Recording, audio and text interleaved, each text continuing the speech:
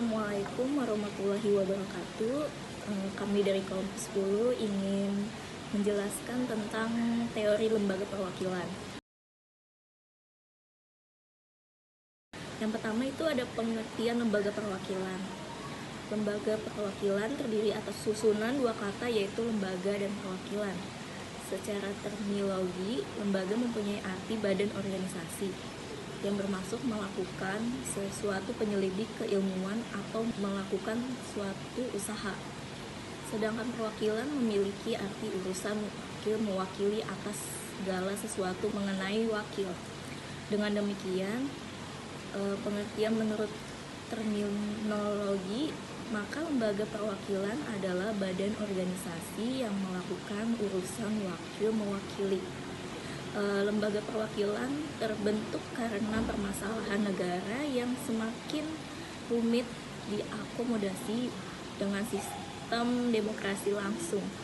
Melalui lembaga perwakilan, demokrasi dijalankan mempunyai hak untuk melakukan pemilihan terhadap wakil-wakilnya yang akan duduk di suatu representatif dari rakyat karena proses wakil mewakilinya. Lembaga perwakilan adalah cara yang sangat praktis untuk memungkinkan anggota masyarakat menerapkan pengaruh terhadap orang-orang yang menjalankan tugas kenegaraan. Pengertian tersebut menegaskan posisi anggota masyarakat sebagai pemilih atau yang diwakili memiliki cara praktis untuk menerapkan pengaruh kepada wakil dengan lembaga perwakilan. Oleh karena itu, maka lembaga perwakilan inilah atas nama rakyat yang diwakili, membicarakan bersama-sama kepentingan-kepentingan yang mengambil keputusan. Lembaga perwakilan sebagai produk penerapan demokrasi tidak langsung dengan adanya wakil yang diwakili rakyat. Tentang hal ini, Plato memiliki pandangan lain, bahwa kedaulatan rakyat tidak perlu dilembagakan. Catatan dari Plato ini karena kedaulatan rakyat pasti dilindungi. Jika pemimpin negara adalah seorang yang bijaksana, maka Pluralis memandang lembaga perwakilan dapat menjadi lembaga pelaksana pemilihan umum sebagai salah satu saran untuk menjamin perannya kedaulatan rakyat, sehingga lembaga perwakilan ini terbentuk dengan cara mekanisme pemilihan umum agar proses demokrasi tersebut tetap berjalan. Menyatakan timbul konstruksi lembaga perwakilan dikarenakan adanya tiga hal. Yang pertama itu sebagai pengaruh hukum perdata Romawi di abad menengah. Kedua, adanya sistem feodal di abad menengah. Ketiga, situasi abad menengah itu sendiri. B. Konsep lembaga perwakilan. Demokrasi pada saat ini menjadi rezim yang memimpin sistem pemerintahan di seluruh dunia. Setelah Perang Dunia Kedua, demokrasi menjadi pilihan terbaik oleh mayoritas negara-negara di seluruh dunia, termasuk di Indonesia. Hal ini diperkuat dengan hasil studi yang dilakukan oleh UNESCO pada awal 1950-an. Mahfud MD menyatakan kesimpulan bahwa demokrasi adalah negara yang diselenggarakan berdasarkan kehendak dan kemauan rakyat. Demokrasi memiliki keterkaitan yang begitu kuat dengan konsep kedaulatan rakyat. Pada masa peradaban Yunani kuno. Sejak dikenalkan pada masa peradaban Yunani kuno, sistem ini menuai perdebatan yang begitu kompleks hingga kemudian menghilang bersamaan dengan penjajahan bangsa feodal. Secara teoritis, dalam sejarahnya terjadi konflik yang tajam mengenai apakah demokrasi harus berarti suatu jenis kekuasaan rakyat atau suatu bentuk politik di mana warga negara terlibat dalam pemerintahan sendiri dan pengaturan sendiri, atau suatu bantuan bagi pembuatan keputusan. Dalam kata lain, suatu cara pemberian kekuasaan kepada pemerintahan melalui pemberian suara secara periodik. Di Eropa sendiri, demokrasi ini merupakan bentuk pemerintahan yang sangat sulit untuk diwujudkan dan dijaga. Fasisme, Nazisme, dan Stalinisme hampir saja menghancurkan. Catatan khusus mengenai sejarah demokrasi bisa menjadi suatu poin penting bahwa sistem ini juga memiliki penolakan. Akan tetapi, seiring dengan perkembangan zaman, terutama pasca Perang Dunia II, demokrasi menjadi bunga yang dihinggapi oleh berbagai macam lebah.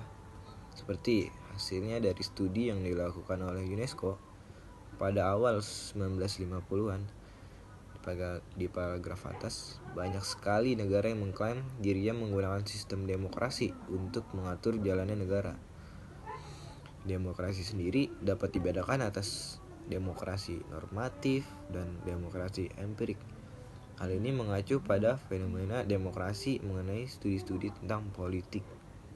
Sampai pada identifikasi, demokrasi normatif menyangkut terangkuman gagasan-gagasan atau idealita tentang demokrasi yang terletak di dalam alam filsafat. Demokrasi empirik adalah pelaksanaan di lapangan yang tidak selalu paralel dengan gagasan normatifnya. Jadi, pada pembagian yang dikemukakan oleh Nikmatul Huda mendasarkan pada aspek idealita dan realita tentang demokrasi. Karena selalu saja apa yang menjadi idealnya konsep dari demokrasi selalu berbeda dengan penerapannya di lapangan atau realisasinya. Demokrasi pada Yunani kuno yang wilayahnya begitu terbatas menjadikan demokrasi langsung atau direct demokrasi dilaksanakan, dan hal ini menjadi sumber rujukan pada konsep demokrasi langsung. Akan tetapi, pada perkembangan zaman, demokrasi langsung ini sudah tidak lagi dijalankan oleh negara modern. Meski ada yang menggunakannya, tetapi tidak begitu banyak. Bahkan dapat dihitung dengan jari.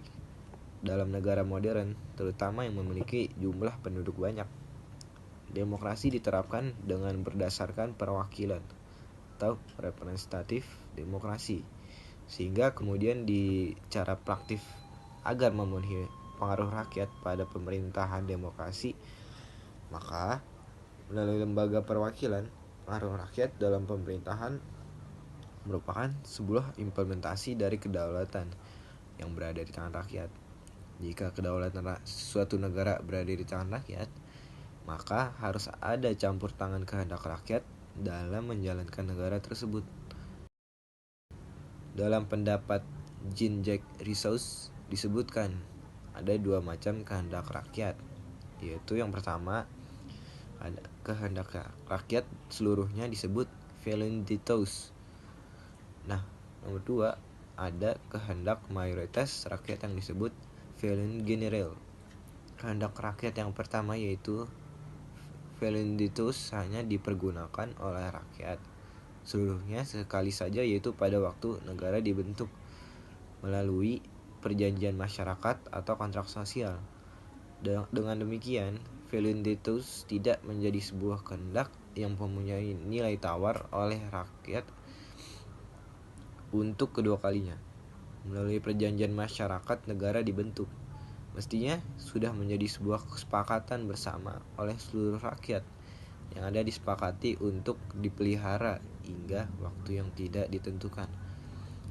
Rakyat memiliki peran penting dalam masa pembentukan negara dengan kehendaknya tersebut. Sedangkan kehendak rakyat yang disebut voluntas general terjadi sesudah negara tersebut berdiri dan merupakan dasar untuk pengambilan keputusan berdasarkan suara mayoritas. Selanjutnya, resource menjadi kehendak rakyat mayoritas melakukan pemeliharaan terhadap konsensus yang telah disepakati dalam kontrak sosial atau pendiri negara. Dalam hal ini, rakyat kembali harus menjalankan kedaulatannya dalam melaksanakan roda negara atau demokrasi. Hanya saja, rakyat sudah tidak memiliki kehendak untuk melakukan voluntas.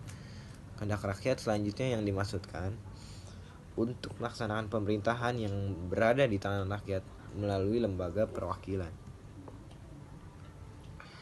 Teori lembaga perwakilan muncul karena asas demokrasi langsung menurut Rousseau tidak mungkin lagi dapat dijalankan disebabkannya bertambahnya penduduk, luasnya wilayah negara, dan bertambah rumitnya urusan kenegaraan.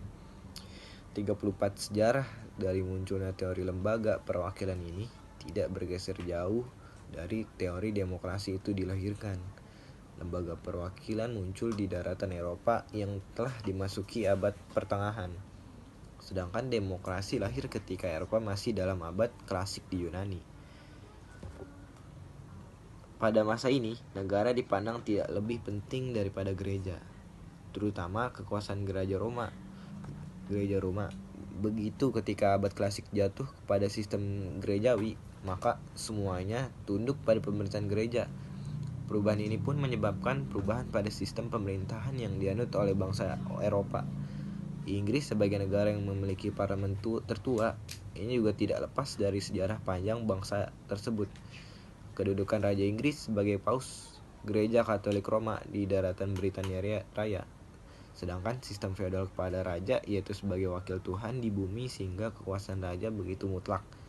Hal inilah yang membuat Inggris merupakan negara monarki absolut. Dengan sistem ini, raja memberikan kekuasaan pada feodal-feodal itu menguasai tanah dan orang-orang di wilayahnya. Lord adalah sebutan yang diberikan oleh feodal-feodal tersebut.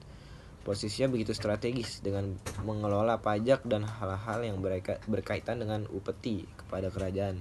Dengan demikian, feodal-feodal ini mempunyai kedudukan penting untuk menggerakkan upeti yang diberikan kepada kerajaan. Raja Inggris dengan kekuasaan yang mutlak menginginkan sebuah kebijakan yang dapat segera ditangani oleh feodal tersebut. Hal ini harus dilakukan dengan cara wakil-wakil raja menjumpai para lord dan menjelaskan kebijakan yang diinginkan oleh Raja Inggris. Cara yang ditempuh dengan menggerakkan wakil turun kepada lord begitu. C. Macam-macam lembaga perwakilan. Dengan adanya klasifikasi terhadap lembaga perwakilan ini, maka menyebabkan macam-macam dari lembaga perwakilan. Klasifikasi hubungan ini antara lain teori mandat, teori organ, teori sosiologi Riker, teori hukum objektif dari Dewey, menurut Gilbert Abjarian, dan menurut Profesor Dr. A. Hogerwer. Masing-masing teori tersebut membuat lembaga perwakilan memiliki karakter masing-masing. 1. Teori mandat. Teori ini pertama kali dikenalkan di Prancis ketika masa revolusi. J.J. Rousseau menjadi pelopor hadirnya pikiran ini dan kemudian pemikiran teori mandat diperkuat oleh Payton. Pada pokoknya, pihak yang duduk di lembaga perwakilan atau dapat disebut terpilih menjadi perwakilan karena mandat dari rakyat. Mandat atau kekuasaan untuk melaksanakan kewenangan yang diberikan oleh rakyat kepada wakil mereka yang terpilih menjadi inti dari klasifikasi ini. Sesuai dengan perkembangan zaman, teori ini juga mengalami perkembangan. Teori mandat menyesuaikan diri dengan kebutuhan zaman yang berubah. Dalam bukunya, Bintan Saragi memberikan 3 cabang dalam teori ini, yaitu A. Mandat imperatif, yaitu perwakilan bertindak sesuai dengan instruksi yang diberikan oleh pemberi mandat, yaitu pihak yang diwakilinya. Pada cabang ini, perwakilan tidak boleh bertindak di luar dari instruksi yang diberikan. Pandangan ini cukup kaku dengan menerapkan secara tekstualitas prinsip representatif. B. Mandat bebas. Pada cabang imperatif dikritik oleh A.B. Sieyès di Perancis dan Blackstone di Inggris. Mereka berdua merupakan pelopor lahirnya cabang baru, yaitu mandat bebas. Perwakilan dapat bertindak tanpa tergantung dari instruksi yang diwakilinya. Sehingga pemikiran yang terjadi, perwakilan adalah orang-orang yang terpercaya dan terpilih serta sadar hukum masyarakat yang diwakilinya. Ada C, yaitu mandat representatif. Dalam cabang ini, perwakilan dianggap bergabung dalam suatu lembaga atau parlemen. Rakyat memilih dan memberikan mandat pada lembaga sehingga perwakilan sebagai individu tidak ada hubungan dengan yang diwakilinya. Lembaga atau parlemen inilah yang bertanggung jawab kepada rakyat. Yang kedua ada teori, yaitu teori organ. Von Gierke di Jerman memunculkan teori baru karena ketidakpuasan dengan teori mandat yang berkembang di Prancis. Menurut teori ini, negara merupakan suatu organisme yang mempunyai alat-alat perlengkapannya seperti eksekutif, parlemen, dan mempunyai rakyat yang kesemuanya mempunyai fungsi-fungsi sendiri-sendiri dan saling tergantung satu sama lain. Sehingga dalam teori ini memberikan pemikiran perwakilan yang dilaksanakan sesuai dengan undang-undang, tidak lagi sebagai pihak yang bergantung pada yang diwakilinya. Teori ini didukung juga oleh Paul Laban dan G. Jelling. Yang ketiga ada teori sosiologi Riker. Menurut Riker, pemilih atau yang diwakili akan memilih wakil-wakilnya yang mempunyai keahlian dalam bidang kenegaraan dan akan membela kepentingannya. Dengan proses yang demikian, maka lembaga perwakilan merupakan bangunan masyarakat atau sosial yang membela kepentingan-kepentingan yang ada dalam masyarakat karena strukturnya tercermin lapisan-lapisan masyarakat. Yang keempat, ada teori hukum objektif dari Duguid. Menurut Duguid, teori ini dasar daripada hubungan antara rakyat yang diwakilinya. Atau yang diwakilinya. Dan parlemen atau perwakilan adalah solidaritas sosial atau keinginan untuk berkelompok. Perwakilan dapat melaksanakan tugas-tugas kenegaraannya hanya atas nama rakyat. Sedangkan rakyat tidak akan dapat melaksanakan tugas-tugas kenegaraannya tanpa mendukung wakilnya dan dalam menentukan wewenang pemerintah. Pemikiran yang serupa juga dikemukakan oleh Bellivante yang melihat bahwa perwakilan sebagai suatu kompromi antara prinsip demokrasi yang menuntut persamaan hak dan prinsip kegunaan yang praktis. Yang kelima, menurut Gilbert Abacharian berpendapat setidaknya tipe hubungan antara perwakilan dengan yang diwakili ada 4, yaitu A. Wali atau trustee, yaitu perwakilan bebas bertindak tanpa perlu berkonsultasi terlebih dahulu kepada yang diwakili. Yang kedua, ada utusan atau delegate, yaitu perwakilan bertindak atas dasar instruksi dan petunjuk dari yang diwakilinya. Yang ketiga, ada politico, yaitu perwakilan bertindak sesuai dengan isu yang sedang dibahas, bisa sebagai trustee atau delegate. Yang keempat, ada partisan, yaitu perwakilan bertindak sesuai dengan instruksi dan program partai. Namun menurut Profesor Dr. A. Haugerwar, berbeda dengan Gilbert Abacharian. Haugerwar berpendapat hubungan antara perwakilan dengan yang diwakili ada 5, yaitu delegate, trustee, politikos, dan kesatuan. Dan kesatuan ini adalah anggota lembaga atau parlemen dilihat sebagai wakil seluruh rakyat. Dan yang kelima, ada diversifikasi atau penggolongan, yaitu perwakilan dilihat sebagai wakil kelompok teritorial, sosial, atau politik tertentu. Heinz Eulau dan John Walk menjadi tokoh pemikir adanya klasifikasi macam lembaga perwakilan dari wakil yang mewakili 3 kelompok, yaitu partai politik, kelompok, dan daerah. Seperti yang telah disebut di paragraf awal, bahwa macam dari lembaga perwakilan ini adanya unsur perwakilan dari masing-masing unsur tersebut. Unsur partai politik mewakili kelompok partai sebagai salah satu alat berjalannya sistem demokrasi tidak langsung. Unsur kelompok mewakili kelompok ideologi atau kelompok masyarakat tertentu. Sedangkan unsur daerah mewakili dari daerah asal wakil tersebut.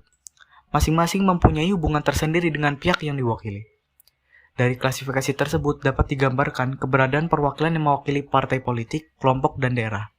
Di Inggris, House of Commons juga menggunakan klasifikasi ini merupakan perwakilan partai politik atau political representation. Sedangkan House of Lords merupakan perwakilan dari kelompok tertentu yaitu kaum bangsawan atau bisa dibilang functional representation. Di Indonesia juga dapat diklasifikasikan demikian. Dewan Perwakilan Rakyat merupakan perwakilan partai politik dan Dewan Perwakilan Daerah merupakan perwakilan dari daerah. Majelis Permusyawaratan Rakyat sebelum perubahan terdiri dari anggota Dewan Perwakilan Rakyat dan Dewan Perwakilan Daerah dan perwakilan dari golongan. Klasifikasi kamar yang diterapkan kepada lembaga perwakilan juga menjadikan lembaga tersebut bermacam-macam.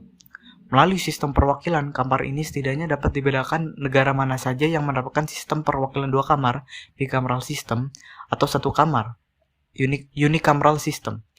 Bahkan beberapa negara demokrasi menerapkan sistem perwakilan 3 kamar, atau tricameral system. Kebanyakan dari parlemen sekarang menerapkan lembaga perwakilan yang terdiri dari 2 kamar. Contoh negaranya adalah Inggris, Amerika, Jepang, dan Australia. Gambaran dari sistem 2 kamar atau bicameral system ini sepertinya ada 2 majelis, yaitu majelis tinggi dan majelis rendah. Di Inggris, yaitu ada House of Lords dan House of Commons. Dan di Amerika, yang sebagai negara federal memiliki 2 kamar perwakilannya, yaitu Senat dan Dewan Perwakilan Rakyat. Menurut Bagirmanan, Indonesia merupakan negara yang menganut sistem perwakilan 3 kamar atau tricameral system dengan DPR, DPD, dan MPR. Sekian penjelasan dari kelompok kami. Apabila terdapat salah kata atau penjelasan yang kurang jelas, kami mohon maaf. Wassalamualaikum warahmatullahi wabarakatuh.